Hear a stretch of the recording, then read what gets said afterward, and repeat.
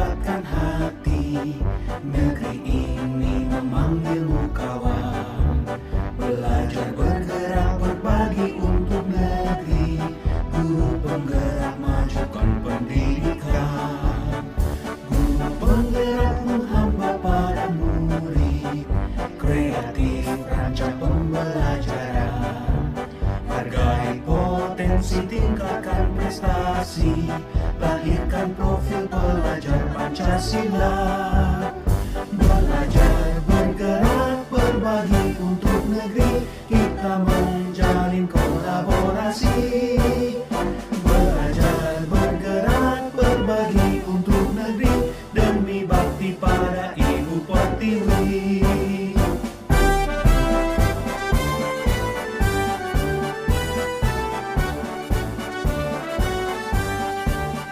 Bulatkan tekad, kuatkan hati. Negeri ini memanggilmu kawan. Belajar bergerak berbagi untuk negeri. Bismillahirrahmanirrahim. Assalamualaikum warahmatullahi wabarakatuh. Terima kasih kepada Ibu Moderator, Ibu Pipin, Bodatin yang telah memberikan kesempatan waktunya. Juga kepada yang terhormat Bapak Mulyadi SPDMPD, terima kasih yang sudah berkenan hadir pada siang hari ini. Tidak lupa saya ucapkan terima kasih juga kepada Bapak Ibu Guru mata pelajaran SMP Negeri 6 Garut. Alhamdulillah setelah kita melaksanakan kegiatan libur mungkin ya 2 minggu, kemudian dilanjutkan dengan kegiatan pembelajaran. Alhamdulillah pada hari ini kita mulai lagi dalam agenda rutinitas kita dalam kegiatan MGMPN sekolah. Mudah-mudahan kegiatan kita yang akan laksanakan dapat bermanfaat bagi kita semua. Amin ya Allah ya Rabbal Alamin. Baik Bapak Ibu yang saya hormati, sebetulnya keberadaan saya di depan bukan sebagai narasumber tadi yang disampaikan oleh Bu Dirjen. Mungkin di sini saya ingin berbagi informasi, dan tentunya informasi ini saya rasa Bapak Ibu juga sudah pada mengetahui ya. Tapi mudah-mudahan ke depan apa yang saya sampaikan juga dapat menambah pengetahuan buat kita bersama, dan tadi implikasinya tentunya dapat berdampak kepada kemajuan tentunya dalam hal budaya positif di sekolah yang sangat kita cintai ini di SMP Negeri 6 Garut. Berhubungan dengan budaya positif sebetulnya sudah tidak asing lagi ya di sekolah kita, seperti tadi yang sudah disampaikan oleh Bapak Kepala Sekolah. Tentunya budaya positif sudah kita lakukan. Mungkin bagaimana upaya kita dalam hal ini meningkatkan kegiatan budaya positif di sekolah kita, mulai dari tadi yang sudah kita lakukan kegiatan pembiasaan pagi, kemudian pembelajarannya yang tentunya sudah kita jalankan, implementasinya dalam penentuan pendidikan karakternya, yang dalam hal ini adalah terbentuknya profil pelajar Pancasila. Baik Bapak Ibu yang saya hormati, ya Bapak Ibu guru hebat ya, mari kita sama-sama belajar dalam hal ini. Kita sama-sama berkolaborasi, kemudian bersinergi membangun budaya positif di sekolah yang kita cintai. Baik, pada konsep budaya positif yang akan saya jelaskan pada kesempatan siang hari ini, yang pertama ada pembelajaran paradigma baru. Saya yakin kita semua sudah tahu ya, dan sudah dilaksanakan khusus untuk SMP Negeri 6. Kemudian yang kedua ada yang disebut dengan disiplin positif. Kemudian yang ketiga nanti kita akan bahas kebutuhan dasar manusia. Ya, kemudian berikutnya ada teori motivasi. Ya, kemudian dilanjutkan dengan posisi kontrol. Jadi nanti kita sebagai guru ada 5 sebagai posisi kontrol yang tepat, yang sebenarnya yang benar-benar harus kita lakukan sebagai seorang guru. Kemudian berikutnya ada yang disebut dengan keyakinan kelas. Baik, di sini sebelumnya, yang terakhir ada restitusi. Baik, kita amati pertanyaan berikut ini ya. Silakan Bapak Ibu setuju atau tidak setuju. Bahwa yang pertama, Kira-kira Bapak Ibu, hukuman itu dapat mendisiplinkan anak tidak? Ya atau tidak? Setuju atau tidak Bapak Ibu? Tergantung hukuman. Ya, tergantung dari hukumannya. Bapak Ibu yang lain gimana? Ada yang setuju tidak? Iya, betul. Setuju. Tergantung dari hukumannya. Baik, nanti kita akan memaknai hukuman yang berdampak positif dan negatif kepada siswa. Ya. Kemudian yang kedua, pemberian hukuman dengan hal positif seperti membaca atau membersihkan halaman sekolah dapat meningkatkan disiplin sekolah, dapat mendapatkan disiplin anak. Bagaimana? Setuju atau tidak setuju? Baik, terima kasih. Sudah setuju, kenapa Bapak Ibu? ASEAN pegawai. Iya.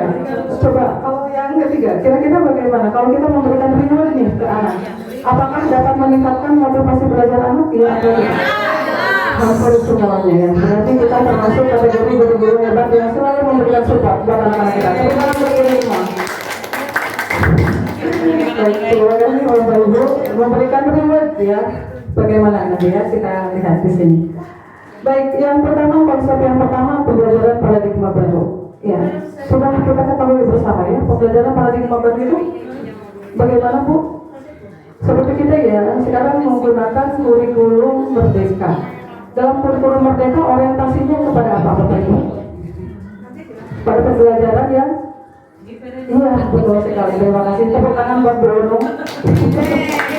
Baik, ya, pembelajaran paradigma baru merupakan pembelajaran yang berorientasi pada penguatan kompetensi dan pengembangan karakter yang sesuai dengan nilai-nilai Pancasila. Dan tentunya ini yang jadi pokok dalam pembelajaran paradigma baru itu bahwa setiap murid belajar positif.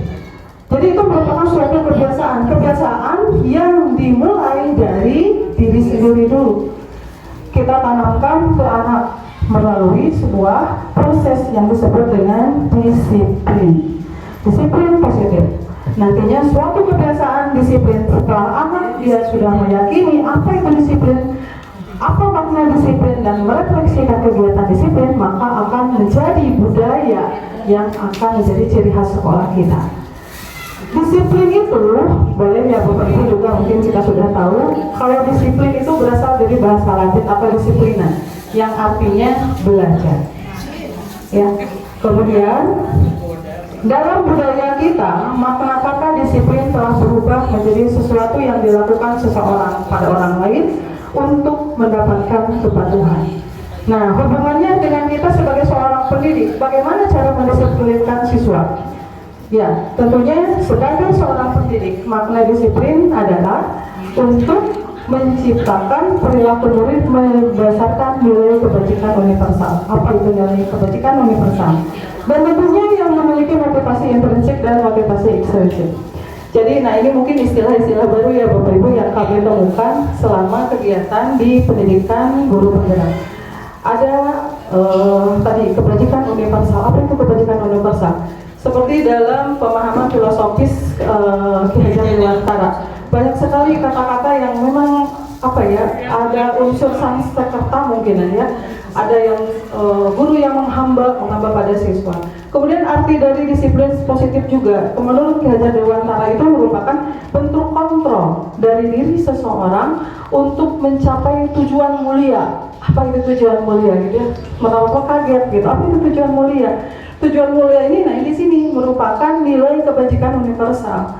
Apa itu kebajikan universal? Juga merupakan hal atau kata yang asing juga buat kita pada dasarnya.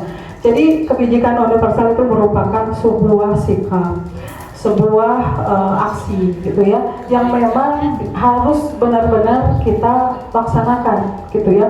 Bentuk wujud dari perubahan yang positif, misalkan bertoleransi, menghormati, berdisiplin. Nah itu ada kebijakan-kebijakan universal secara global. Pancasila itu yang pertama Bapak Ibu beriman dan bertakwa, berakhlak mulia kepada Tuhan Yang Maha Esa, Allah Subhanahu wa Ta'ala. Yang kedua, berkebinekaan global. Yang ketiga, mandiri. Yang keempat, gotong royong, kreatif dan berpikir kritis. Nah itu ini yang disebut dengan maksud dari kebajikan universal dalam dunia pendidikan. Ya. Kemudian memiliki motivasi intrinsik dan motivasi ekstrinsik. Jadi pada dasarnya kita sekali lagi kelihatan positif itu harus dilihat dari diri sendiri, ya bukan dari orang lain. Mungkin itu yang disebut dengan motivasi intrinsik dan motivasi ekstrinsik. Nanti kita akan dibahas lagi ya pada berikutnya. Nah, kemudian ketika anak, kita sering menemukan ya bahwa anak tidak disiplin. Seperti tadi contohnya, ada beberapa siswa nih di sekolah kita yang ngabring menggunakan sepatu putih. Nah, sebetulnya kalau menurut konsep yang kami pelajari, bahwa anak itu bertindak tidak disiplin itu tentunya dia didasari oleh 5 dasar kebutuhan manusia. Ya, ini 5 kebutuhan dasar manusia yang digaungkan atau penanggung oleh Islam. Jadi untuk apa? Yang pertama, ya, bahwa saya melakukan tindakan seperti ini, saya bisa bertindak yang bernilai positif atau negatif. Jadi tentunya didasari oleh 5 kebutuhan dasar manusia. Ini dikemukakan oleh Abraham Maslow. Yang pertama adalah bertahan hidup atau survival. Bertahan hidup, contohnya adalah memenuhi kebutuhannya. Apakah kebutuhannya bisa terpenuhi atau tidak? Bisa sandang, pangan, papan. Nah, itu merupakan kebutuhan bertahan hidup. Ya, dia melakukan seperti apa? Apakah tujuannya dia kekurangan sesuatu? Ya, misalkan bisa jadi saya kekurangan uang, saya lapar mungkin. Bisa saja dia melakukan sesuatu di luar tindakan yang tidak inginkan. Ya. Di kelasnya itu yang menjadi seorang penguasa yang nanti pemicunya akan menjadi tadi timbulnya bullying ya, gitu. Jadi dia merasa berkuasa. Jadi maka kesananya akan timbul suatu tindakan yang disebut dengan bullying.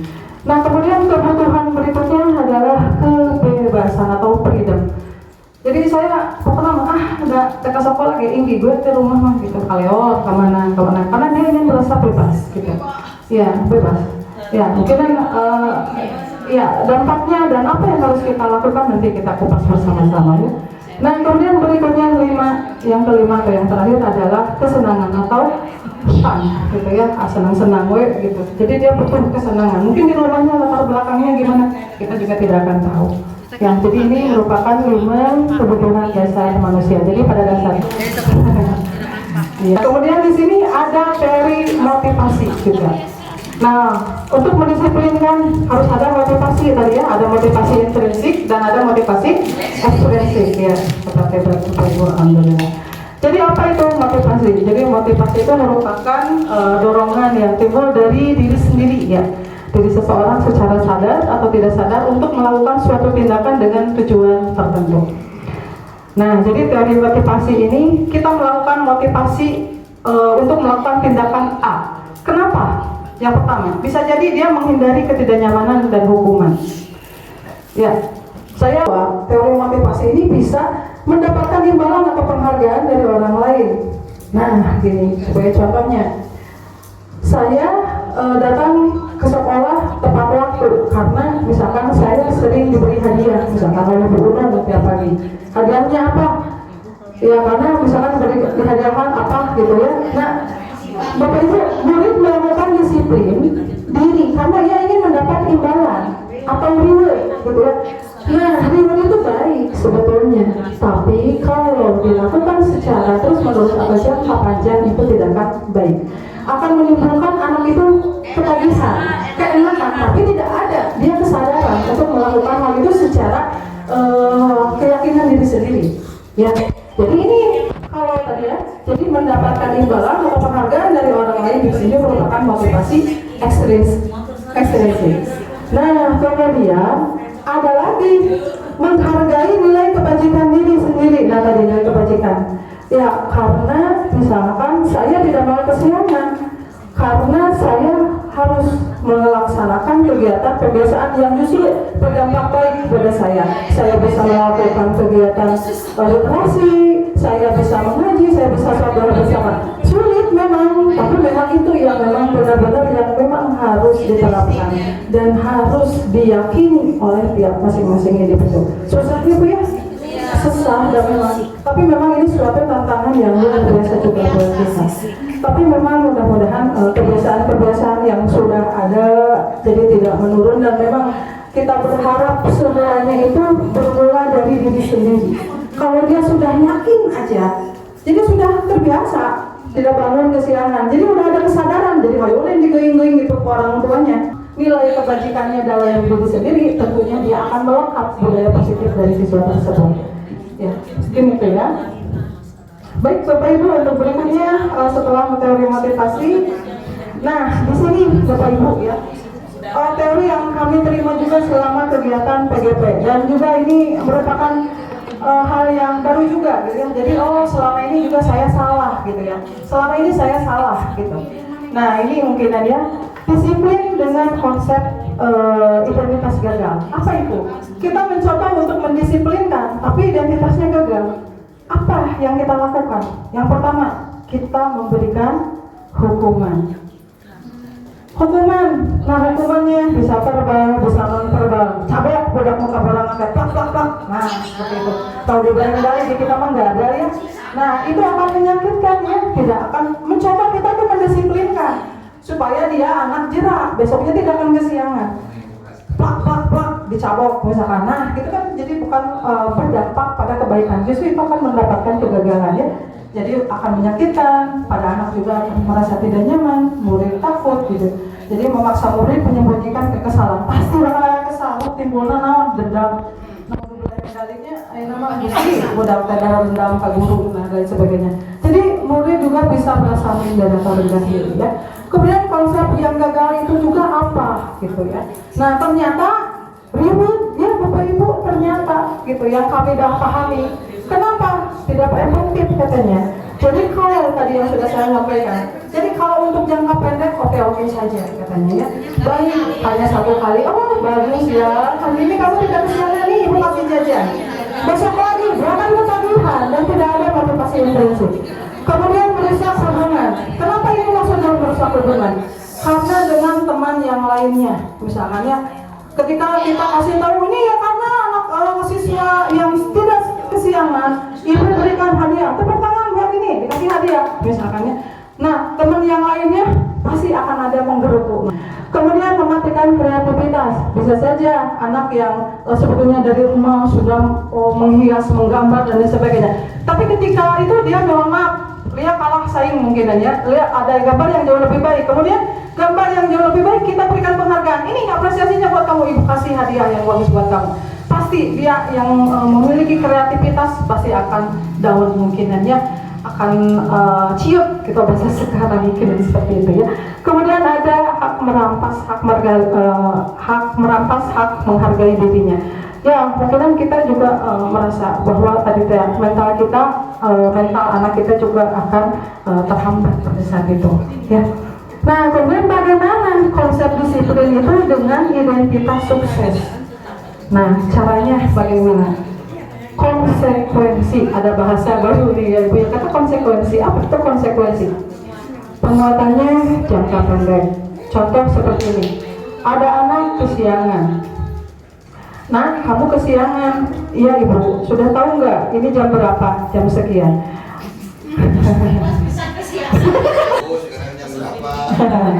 Nah, kenapa kamu kesiangan? Misalkan saya bangun kesiangan Bapak Ibu. Misalkan. Nah, alangkah baiknya, jadi konsekuensi yang harus kamu terima. Kalau hukuman seperti ini, kamu berlari di lapangan 10 keliling. Kenapa? Karena kamu kesiangan. Bisa saja seperti itu hukuman. Dampaknya akan buruk buat anak. Tapi kalau memberikan konsekuensi, nah setelah kamu kesiangan, baik karena kamu kan ketinggalan 10 menit pembelajaran kita. Jadi nanti setelah istirahat, yang lain istirahat, kamu mengerjakan ketertinggalan kamu. Terus tugas kita apa? Nah ini yang kedua, butuh monitoring berkelanjutan. Jadi sanes sudah mah di atap, kamu kerjakan, orang istirahat gitu. Nah itu yang mungkin dalam konsep yang keliru mungkin ya. Nah dalam konsekuensi itu butuh monitoring berkelanjutan. Ya. Nah kemudian murid juga akan lebih menghormati peraturan. Nah kehilangan waktu untuk merenungi kesalahan. Ya mungkin dia akan merenungi kesalahan saya dan untuk melakukan perbaikan. Bentuk konsep disiplin dengan identitas sukses itu yang bagaimana kembali? Nah di sini ada yang disebut dengan restitusi. Hanya ada restitusi. Bersama sekolah dina pajak ya Pak Jejeng. Restitusi dengan dina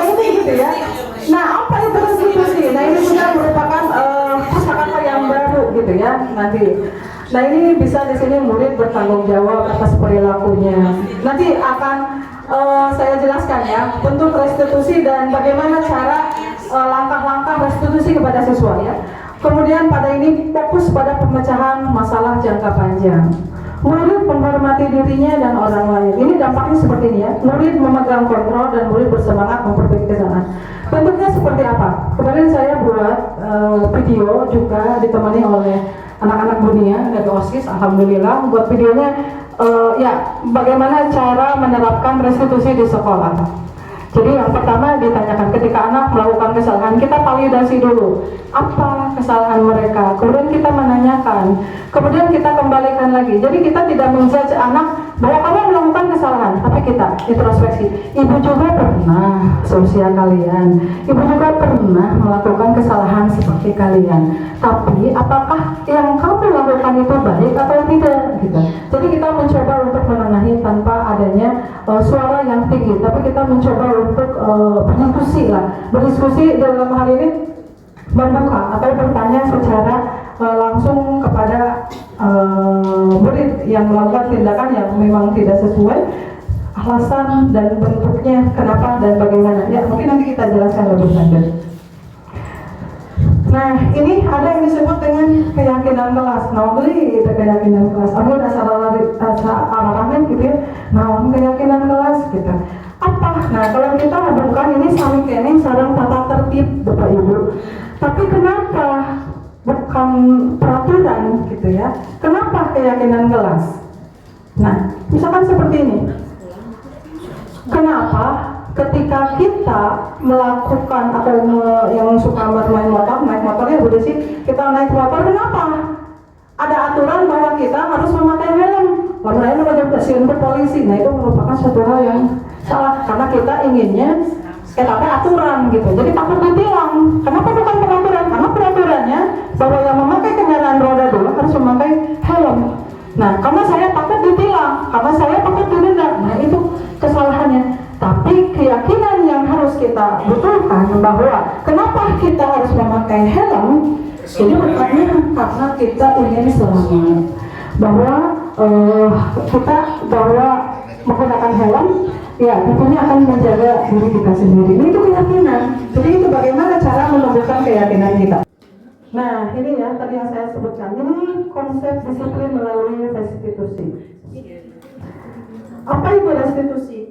Nah tadi ya, bahwa tadi konsep disiplin itu restitusi. Restitusi adalah proses menciptakan kondisi bagi murid untuk memperbaiki kesalahan mereka dengan karakter yang lebih kuat, gitu ya. Jadi nanti bisa saya tayangkan praktek restitusi yang sudah dilakukan, gitu ya. Jadi di sini kita memposisikan bahwa guru itu bukan sebagai penghukum, bahwa guru itu bukan sebagai memposisikan sebagai merasa anak itu bersalah, jadi merasa anak itu gagal, tidak seperti itu. Atau kita tidak memposisikan bahwa kita itu sebagai teman, gitu ya. Tapi kita mencoba bahwa kita itu sebagai manajer. Bagaimana memposisikan kita sebagai manajer ke anak, bagaimana kita menggali informasi dengan bentuk pertanyaan-pertanyaan yang relevan. Kemudian berikutnya mencari solusi apa yang terbaik buat dirinya sendiri. Kemudian ciri-ciri restitusi bukan menembus kesalahan, namun belajar dari kesalahan. Ya, kamu berbuat seperti ini, kira-kira untuk berikutnya apa yang ingin kamu lakukan? Itu seperti itu ya, memperbaiki hubungan. Jadi bersifat tawaran. Silahkan kamu pilih sendiri apakah kamu mau memilih A dengan konsekuensi seperti ini, apakah mau tetap seperti ini atau menjalankan yang dipersarankan, gitu ya. Ini bukan tawaran, tapi mencoba ya, mencoba menawarkan, bukan suatu paksaan. Menuntun untuk melihat ke dalam diri, fokus pada karakter bukan tindakan. Ya, jadi kita jangan sekali-kali menjadi penghukum. Kemudian menguatkan dan fokus pada solusi. Ya. Nah ini langkah-langkahnya. Yang pertama menstabilkan identitas. Ya, kita memanggil anak tersebut, misalkan ibu juga pernah melakukan kesalahan, sama usia ibu dulu seperti kamu pernah melakukan seperti itu, keributan di kelas, gitu ya. Kemudian kira-kira validasi tindakannya bagaimana? Kira-kira apa yang kamu kerjakan? Kira-kira kita tanya aja dia, apakah sudah sesuai tidak? Iya Bu, nah kemarin misalkan saya memang berbuat keributan. Apa yang dapat kamu berikan dampak buat teman-teman yang lain? Teman-teman yang lain tentunya akan terganggu Bu, misalkan. Dia juga sendiri yang akan mengakui. Kita terus saja korek gitu ya. Nah kemudian nanti apakah menanyakan keyakinan? Apakah kamu ingat gak dengan keyakinan sekolah kita? Ingat misalkan apa? Bahwa kita itu harus saling apa? Menghargai. Nah, apakah tindakan yang kamu lakukan sudah sesuai dengan keyakinan kamu sendiri? Tidak. Jadi apa yang harus kamu lakukan untuk berikutnya? Nah, bisa seperti itu ya. Langkah-langkah yang harus kita lakukan. Jadi kita mencoba, tapi kita mencoba ya, menstabilkan suatu keadaan dengan menggunakan langkah tersebut. Nah tadi ya, yang seperti saya alami, yang pernah saya tadi yang sudah dikatakan bahwa 5 posisi kontrol itu, apakah kita mau dijadikan oleh anak itu kita mau dicap sebagai penghukum, betul bu? Tidak. Penghukum, menghardik, menunjuk, bisa apa? Ya bisa seperti itu. Verbal, gitu ya. Verbal itu kan kata-kata, nyarekan misalkan apa-apa, atau misalkan non verbal, nyamuk, tak gitu, kamu bisa menyelesaikan masalah. Jadi itu sebagai seorang penghukum. Pembuat rasa bersalah, apakah kita sebagai guru bisa dicap oleh anak itu menjadi pembuat rasa bersalah? Dalam hal ini cenderung guru teh lebih kabudak teh. Hei kamu kesiangan, nah kamu teh kesiangan. Tapi nah misalkan aku kamu teh tidak mendukung ibu. Ibu kata mau ditegur kamu ya, berarti ibu itu bisa ngadili kamu. Nah itu kesalahan ibu itu. Jadi merasa anak itu menjadi pribadi yang gagal. Lembut banget, tapi anak akan terbayang-bayang. Aduh, boleh sedatnya seperti ini nantinya, gitu ya. Jadi dia akan merasa jadi orang yang gagal. Kemudian sebagai teman, hai besti, nah hai nama kita kebudak teh. Tapi kita juga tidak boleh ya terlalu seperti itu. Nah, kita bilang banget tuh, cek atau bantuan ibu teh gitu. Pak, misalkan lah mereka beneran, nah itu jangan. Posisikan sebagai teman juga tidak diindahkan gitu ya. Dan kemudian pemantau. Nah, inilah pemantau tadi seperti tadi ya, menerima konsekuensi. Tentunya bersuara datar, tidak emosional, bersendawa. Nah, ini terciptanya harus senantiasa memantau. Seperti tadi ya, konsekuensi. Kamu kesiangan, tapi nanti istirahat, coba kamu terus mengerjakan ini. Jadi posisi kita sebagai pemantau. Nah, yang paling kita yang harus kita lakukan tadi, kita memposisikan sebagai manajer, menyelesaikan masalah yang dihadapi oleh anak dengan restitusi. Baik ibu, saya tampilkan videonya ya. Penghukum, bagaimana ini penghukumnya? Sok lah, Bu Desi bakal belajar. Silakan.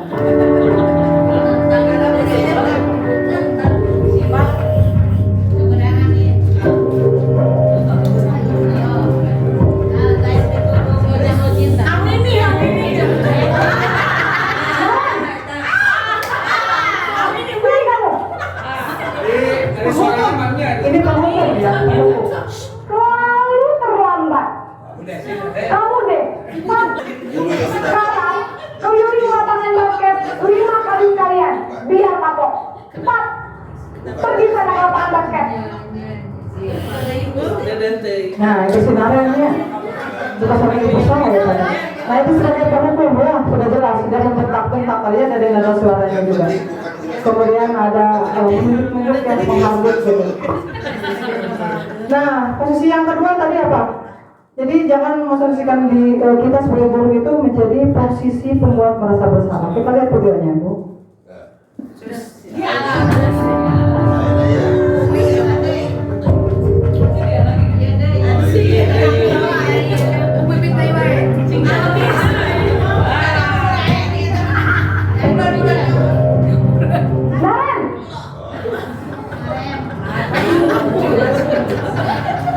Selamat pagi Bu. Selamat pagi ya sayang. Saya lupa bawakan. Yang disarankan bahwa kita sebagai guru itu cocoknya yang posisi keempat dan kelima. Baik, kita lihat posisi yang kedua.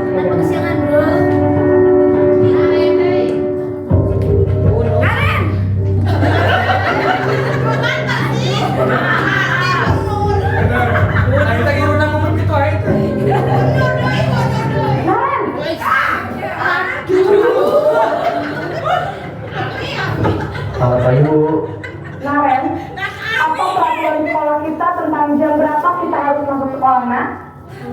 Kita harus di sekolah jam 7, Bu. Iya betul, sekarang sudah jam 7.20. Naren sudah tahu konsekuensinya jika terlambat hadir? Paham, Bu. Saya harus tinggal kelas pas jam istirahat selama 20 menit. Iya benar, konsekuensinya demikian. Jadi nanti jam 9.30 pas istirahat, kamu harus tinggal di kelas, kerjakan tugas tambahan untuk ketertinggalan kamu, ya? Baik, Bu. Saya, Bu. Kamu malah menyalahkan ibu kamu.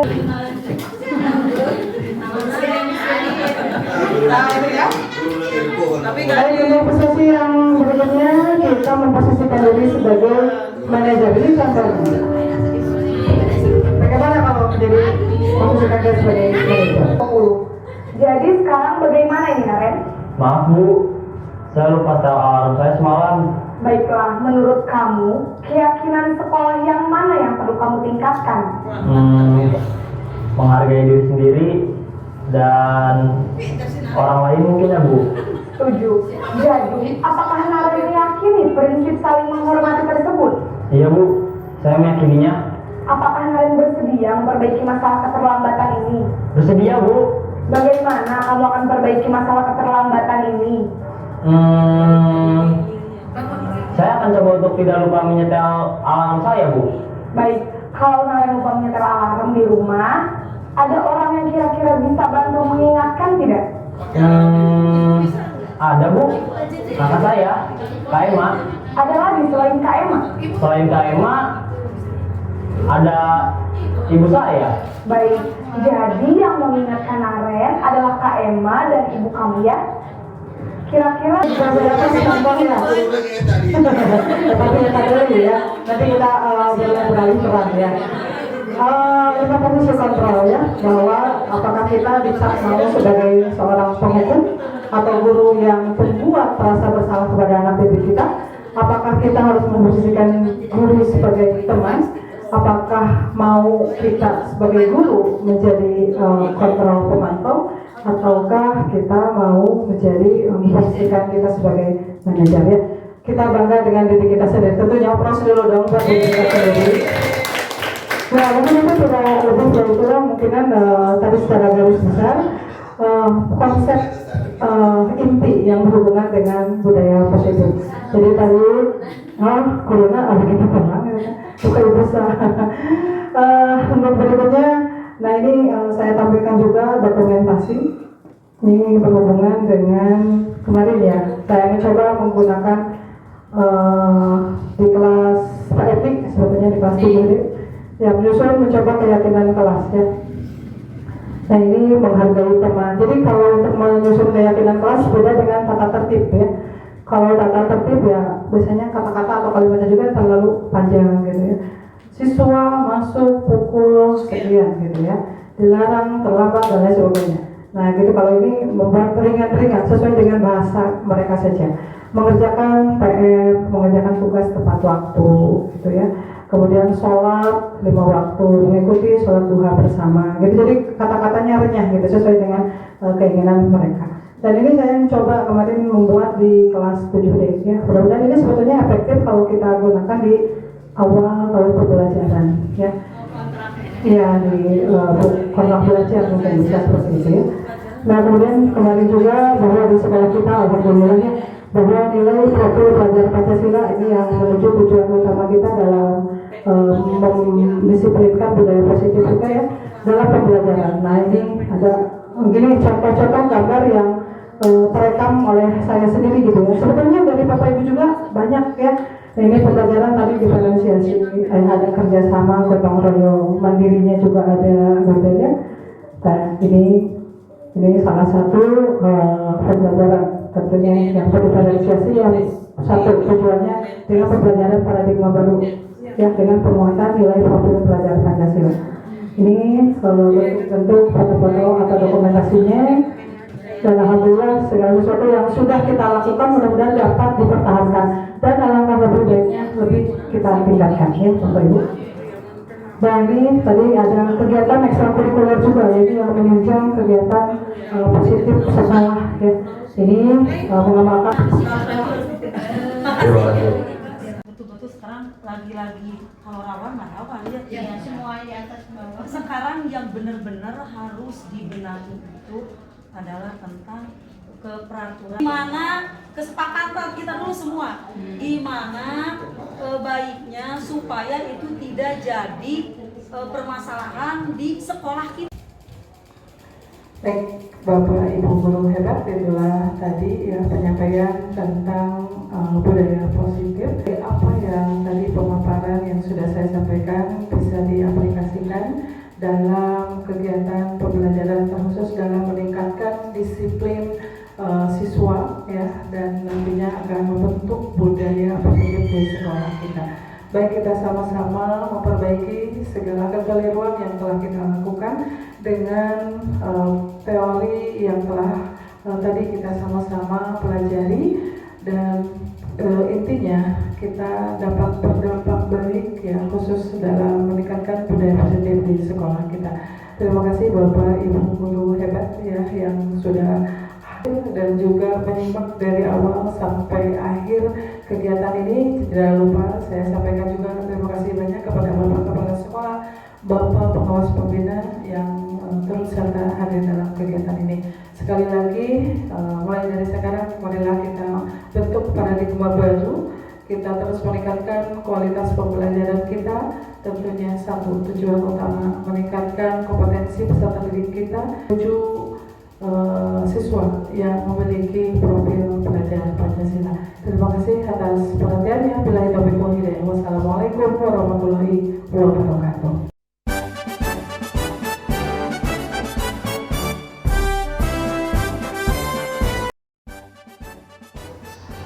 Assalamualaikum warahmatullahi wabarakatuh. Ibu dan Bapak, yang baru saja disampaikan Ibu Lisda tadi luar biasa ya, sangat bermanfaat untuk kemajuan sekolah kita terkait dengan bagaimana kita membudayakan hal yang baik atau sering kita sebut dengan budaya positif. Nah, budaya positif itu ya berisi kebiasaan yang disepakati bersama, dan kalau sudah dijalankan dalam waktu yang lama itu akan menjadi sebuah nilai-nilai yang sudah mengakar pada warga sekolah, sehingga keadaan sekolah itu akan semakin baik. Nah, misalnya kebiasaan kita setiap pagi ya melaksanakan duha bersama, berdoa bersama, kegiatan literasi, terus diulang itu akan menjadi kebiasaan yang positif, sehingga akan menjadi budaya positif di sekolah ini, sehingga nanti budaya ini sekolah ini lama-kelamaan akan lebih baik dan anak tidak akan merasa dipaksa-paksa. Karena Bapak dan Ibu semua yang saya hormati, budaya positif itu ya harus diawali dari gurunya kan.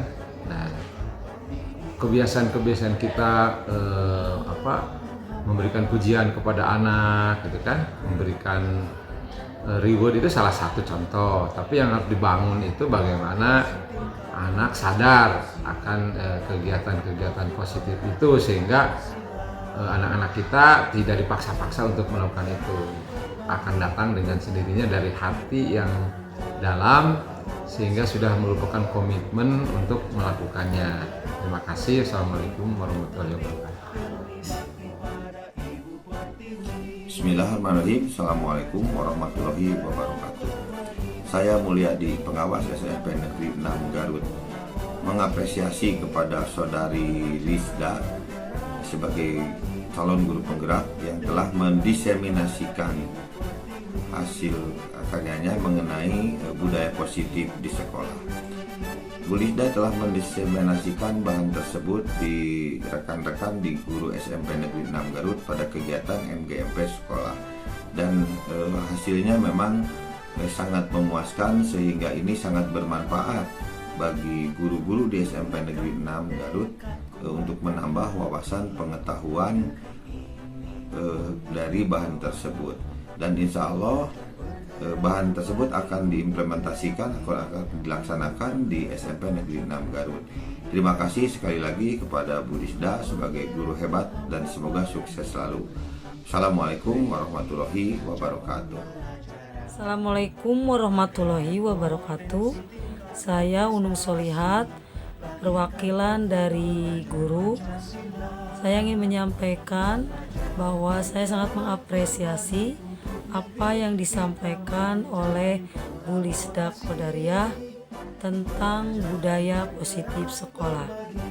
Dari penyampaian Bu Lisda Qadariyah tentang budaya positif sekolah, maka saya sebagai guru menjadi lebih mengetahui wawasan tentang apa itu budaya positif yang harus diterapkan di sekolah. Mulai dari keyakinan kelas, kemudian disiplin positif, kemudian teori motivasi. Nah, sehingga dari apa yang disampaikan oleh Bu Lisda Qadariyah, saya akan berusaha mempraktekkan kepada siswa-siswi yang ada di SMP Negeri 6 Garut. Terima kasih atas segala penyampaiannya. Mudah-mudahan apa yang disampaikan oleh Bu Lisda Qadariyah menjadikan budaya positif, disiplin positif menjadi lebih baik lagi untuk di SMP 6 Garut. Terima kasih. Wassalamualaikum warahmatullahi wabarakatuh.